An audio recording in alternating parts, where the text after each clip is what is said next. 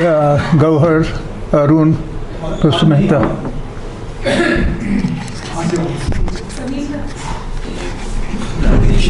होता है ये बहुत, तो इसलिए आपके ये ऑन? वो ऑन है। वो तो ऑन है. Is it better now? No.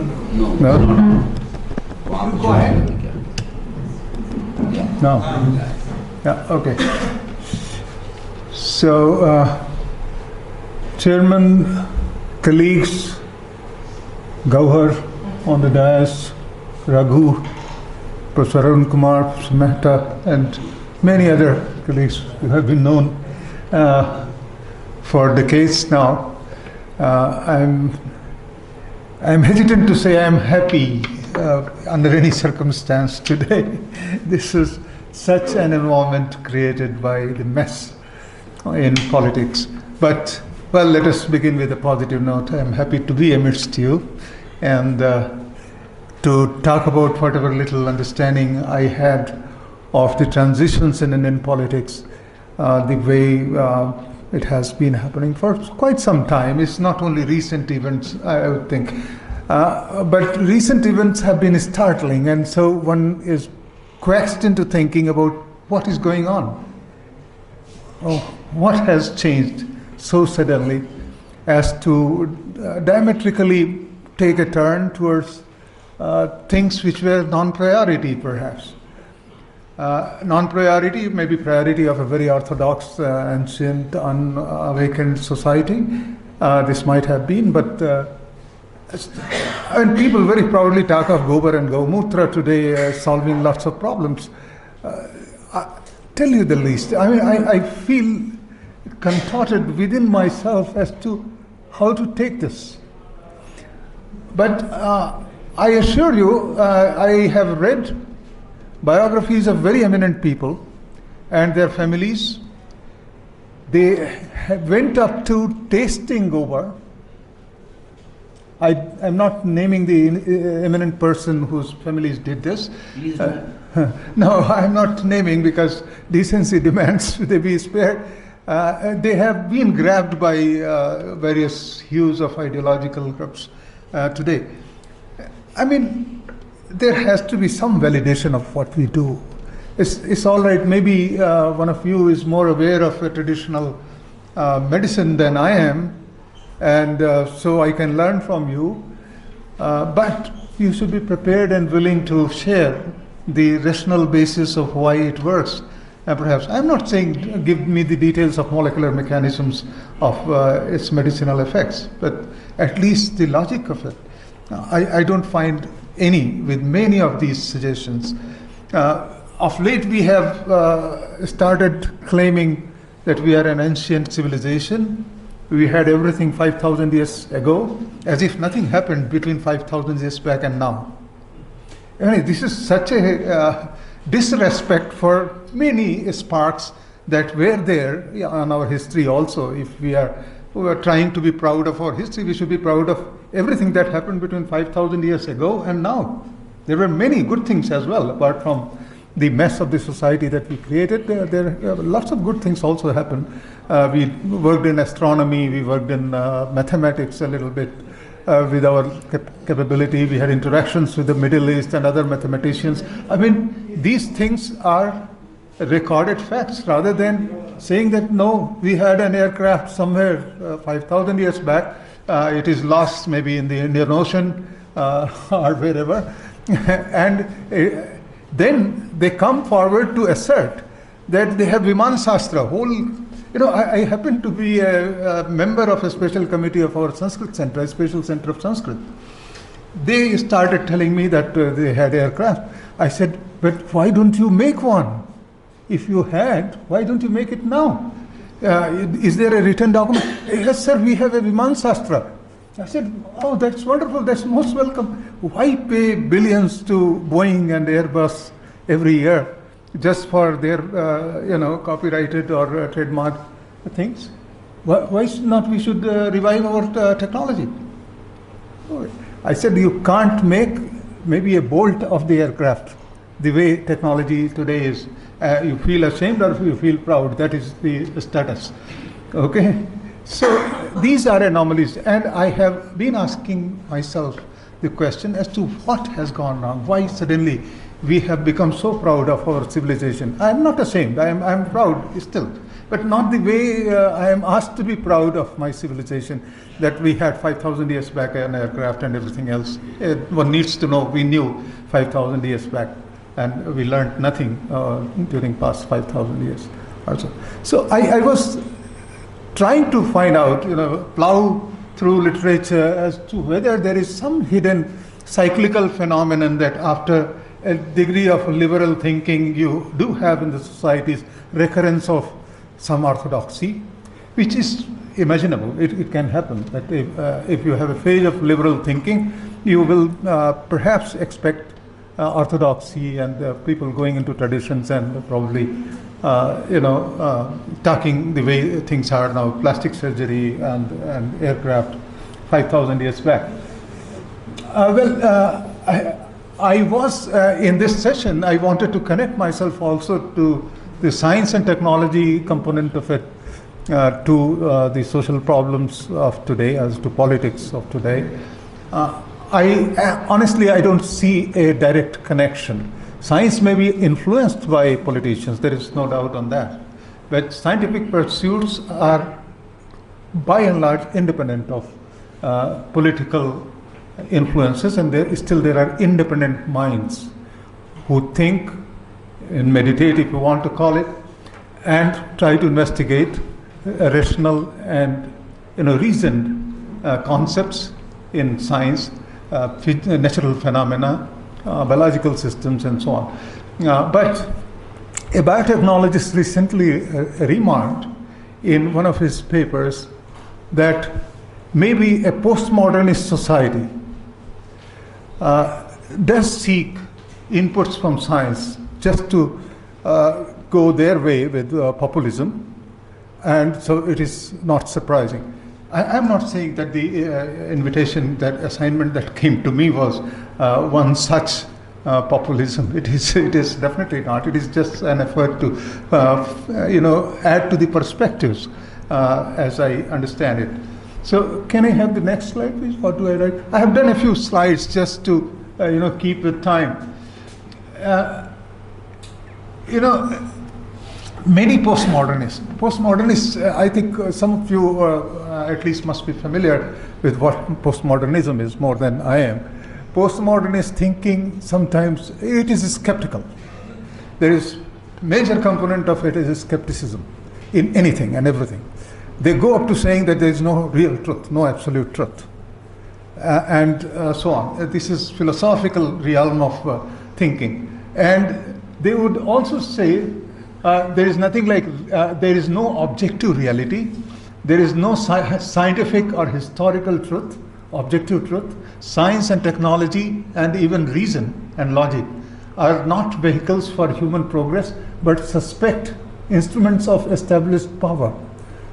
And then reason and logic are not universally valid. There is no such thing as human nature or behavior. This is postmodernist thinking. I was totally lost with this kind of postulation as to where are we heading. And they argue vehemently that there is nothing like absolute truth anywhere. If we start at that point, then there is a real problem. Then we are probably, disorganized to find a locale for ourselves in the universe as to where do we stay, what will be our point of reference if there is no real truth. Like in a traditional way, people say somebody is God-fearing, somebody is atheist, but still is very awake ethically. Is atheist, but he is not, ignorant of ethical responsibilities. Okay, so that goes well with me. But to say that there is nothing of the sort for reference, our ethics get disorganized. To me, at least, I am not able to resynthesize that.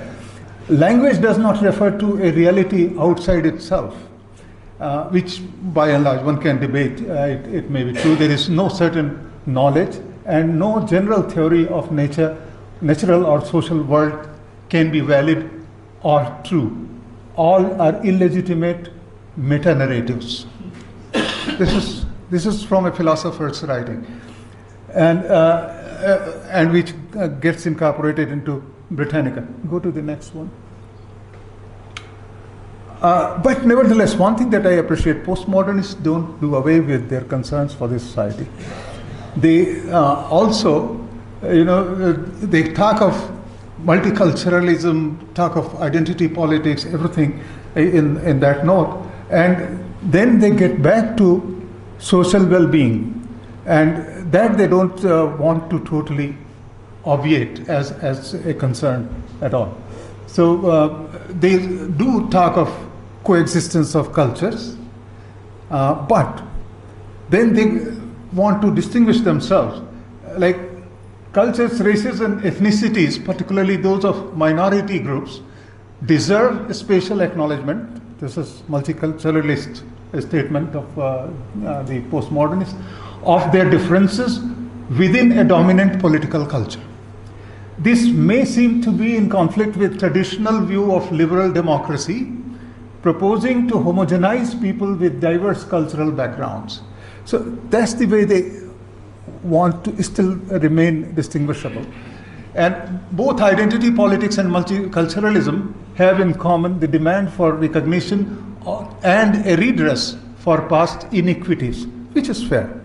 So that goes along with our thinking, easy for us to probably comprehend why in a multicultural conglomerate we need to take care of smaller numbers, those cultural groups which probably account for smaller numbers than others, and they can continue to exist and survive harmoniously with the rest without much of a disparity. This is just a recapitulation of the way I see re-emergence of nationalistic leadership, right-wing politics, and I list here for my satisfaction. I list here actually Russia, not USSR. That Russia is. I'm sorry how it came to USSR. There, Israel, North Korea, very blaring, and USA now is towing rightist lines. We are towing, we meaning India. I am part of India, so before someone calls me an anti-national, I remain Indian. India and even Brazil of late has started towing rightist lines, and this is something which actually gave me the initial pump to think about, is it a cyclical phenomenon? I tried to retrace from history. I didn't find much, but yes, you can trace back to Tsar's time in Russia. It was very much right-wing politicians, right-wing politics, and that has gradually shown itself in a different form now, with Putin becoming a very nationalistic leader, asserting himself as a pole star in the world. So that sounds anomalous because Russia, by and large, has been taking left line, and I have listed them as right-wing politicians today because of the deviations that have been made in recent times. Go to the next one, please. So then my question was, what is democracy after all? I mean, not my question, a question which most of you have asked and answered in your own ways. I came across John Stuart Mill, who says democracy is government by discussion. What if there is no scope for discussion? There is no democracy.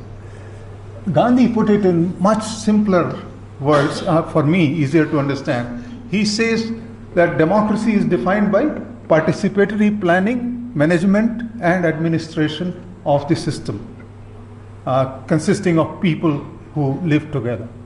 That's democracy. That's it. And this is probably easier to palate definition. Participatory planning, management, and administration. And if participation is preempted, there's absolutely no democracy there. And the way we are going now is probably non-participatory, unilateral decisions which have simply been released by an order from the president or from whosoever is considered competent. Sometimes competence is conferred post facto. It's like the recent decisions of repeal of 370. Some of the union government members, they even said that this is in response to a proposal coming from the state. And what was the proposal coming from, and which part of the state? It was the governor. Governor is your nominee, and who on record says 2 days before this decision he did not know anything about what was in the offing. And then these people, after issuing the orders, they say, no, this is in response to the state's proposal. So they must have got even governor's signature after the orders were already issued. So imagine what's going on. I mean, is that the way democracy should be operating? Then I was just, these things I have been recounting for myself. What do I want as a citizen? What do I want? The choice is between liberalism and conservatism or authoritarianism, equality, egalitarianism, and hierarchical structures, fundamental rights for the citizen, or my standing in obedience for orders coming from above, orders and duties being defined by them. And then innovation and development, do I want? I don't want. Or traditionalism. Shall we go back to Gobar and Gomutra and not innovate and refine whatever medicinal? I would be happy to refine even Gomutra if there is a real validated, scientifically validated truth about it. I have not yet found one. Otherwise, I'll be happy to offer myself to refine the active principles. Then do we want reforms, or we want to remain dominated by power? Do we have global concerns? Do we want to have global concerns, or we want to remain staunch nationalists? Kaho Bharat Mata ki jai, Vande Mataram, and then you are a nationalist, otherwise you are anti-national. I mean, we coming from JNU are by default anti-nationals, and we have absolutely no shame in accepting that. Integration of immigrants with the native communities, shall we want that? Or we shall want, no, send them back. No immigration allowed. I mean, this is where I found myself intrigued, because, can I have the next one, please?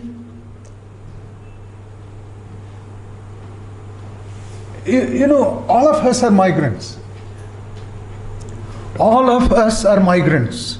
Some of us came here maybe 100 years back, some came 1,000 years back, some might have come 5,000 years back. So what? We are all migrants. This land was not inherited by our ancestors through their ancestors necessarily. At some point, our ancestors migrated to this place, excepting for that small little bit in Eastern Africa that you can leave around Ethiopia, where most probably all evidences suggest that the first Homo sapiens might have emerged. And that goes with the evolution of humanity. So we are all migrants. What are we talking of? What are we talking of? Is it not funny that Trump talks of migration in USA? They have, how long is their history? 200, 300 years, not more than that. Everybody there is migrant except the natives, native red Indians, who are reduced to a ridiculous minority now, and to a very compromised existence in this society. I think people should stand up and apologize for their misdeeds of past, and do well by offering ways to emancipate the communities which were put to disadvantage, like the Red Indians in USA, like our own people, Bangladesh, Pakistan, Burma, Sri Lanka, Nepal. Who doesn't know that there have been migrations across the so-called political border? Political borders are man-made lines. They are not, absolute truths.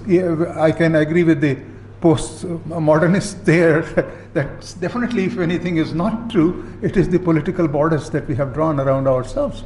And if people have crossed these borders, they have done it in a natural course.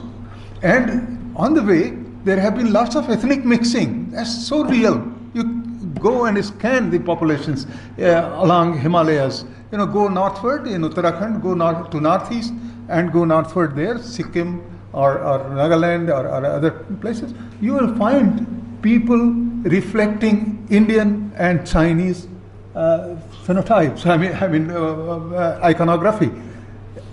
Where are we? Why do we close our eyes to these realities? These are harsh realities of our history. Wars have induced many migrations, but other than wars, even peacetime, there have been migrations. There have been ethnic mixing. This is quite true. And so we must accept this. And if we want to formulate a policy against migrants, we should probably keep this in mind always. Sir, you mentioned 2 lakhs years ago. 200,000 years ago, the first Homo sapiens were supposed to be about that time. 200,000 years. They were not like you. Language is 50,000 years ago. They did not speak. They only shouted like animals would shout. They would communicate. They will be able to communicate. It's not that animals don't communicate. They communicate. But you did not have organized scripts and words and grammar. That is where you have organized language, right? So they did not have a language of that kind till about 50,000 years ago or so. 50,000 years ago also the form of language was symbolic mainly, not quite the consonants and vowels the way we organize today. Okay, so symbolic languages and many of the lithographies of ancient times, they are still there in the symbolic languages. So it's not older than 50,000 years or so. Okay. Script is 3,000 years. 3,200. Script is much more recent. Script of the kind that consonants and vowels are, and the way we write today, modern languages, these are 3,000 to maybe you can give plus minus. No, not minus. 3,000 years definitely we have scripts. Plus another 500 years or so. That is what the probable routes of migration. This is again to restate that we are all migrants. We migrated from Africa, probably somewhere 200,000 years ago or so. We were blessed with the capability of making tools and of applying our minds, and so we migrated. We were more enterprising than many other species of animals. Okay? We are animals after all. Okay? So we found our ways to greener pastures and settled where there was a better possibility of survival. So we meaning our ancestors of 200,000 years and subsequently, they came to India, Mesopotamia, to Australia, to USA, and so on. The approximate time of migration also to various regions has also been mentioned on the map. So to US, it seems some 15,000 years ago or so, they must have gone via Alaska. There must have been a closer, going to Ceylon was not such a challenge because there is shallow water for some part. We might have made Ram Setu in Ramayana period. That is all right. I leave it for your judgment. But there are terrains which can be crossed. There are terrains which you can swim across. There are terrains which you can walk across. And so people migrated and reached up to USA. USA of today, American continent, where you have North and South America today. Go to the next one, please. Then we get confused about, our ethnic superiority and supremacy and this and that. And I don't want to go into who connects with what. The Harappan civilization connects with Aryans or non-Aryans, and how does it matter? It does. Actually, the recent finding is that one of the Rakhigarhi skeletons, when DNA was extracted from the ear ossicles of this skeleton, this is a woman probably about 5,000 years back in Harappan civilization. The DNA sequences, they come very close to rest of India. So if you want to draw a consensus of rest of India, this sequence will conform with the consensus. It doesn't deviate. Yeah, I'm already overstepping. Go to the next excerpts from the paper. Well, ethnic mixing following chance and necessity is the reality of human population. Modern people from North India also bear the genetic marks of ancient interbreeding with herders of the Eurasian steppes. So I have already said that ethnic mixing is a reality of human population, and we must be quite aware of this rather than asserting that we are pure race. You are not.